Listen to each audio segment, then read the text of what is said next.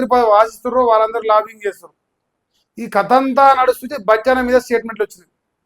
So బచ్చి విక్రమార్కను వాళ్ళ కేంద్ర పార్టీలోకి తీసుకొని రాష్ట్ర పార్టీలో ఉన్న మంత్రులందరినీ ఆల్రెడీ తీసేసి కొందరు నుంచి కొందరు తీసి కొందరు మార్చి మంత్రివర్గ విస్తరణ కింది మీద చేసి ఫైనల్గా మా రాజగోపాల్ రెడ్డిని ఇంకొక ఆయనను లేదంటే ఇంకో ఇద్దరిని తీసుకొని మంత్రివర్గాన్ని పూర్తిగా కంప్లీట్ చేసి ఇక కొత్త పరిపాలన మన కొత్త ముఖ్యమంత్రిగా రేవంత్ రెడ్డి అంటాం. ఇక్కడ ఎక్కడా కూడా రేవంత్ రెడ్డి మారుస్తారని రాయలే. అంటే రేవంత్ రెడ్డి తన సీటు తాను కాపాడుకోవడం కోసం మంత్రులందరినీ విచ్ఛిన్నం చేస్తున్నాడు. సింపుల్గా చెప్పాలంటే వీళ్ళందరూ కలిసికట్టుగా ఉంటే రేవంత్ రెడ్డికి ప్రమాదం ఉన్నది.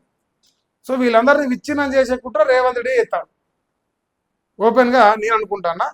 సో మరి రేవంత్ రెడ్డి గారి లాభం ఏంటంటే ముఖ్యమంత్రి కుర్చీకి ఎవడు అడ్డు రావద్దు, అడ్డొచ్చిన అణిచేస్తాం. అడ్డొచ్చిన బచ్చి విక్రమార్క ఇలా సైడ్ తప్పిస్తే మళ్ళా జీవితంలో ఎవరు కూడా రేవంత్ రెడ్డికి అడ్డు రావడం ఆ ధైర్యం కూడా చేయరు. అదే ఈ వెనుక ఉన్న కథనం.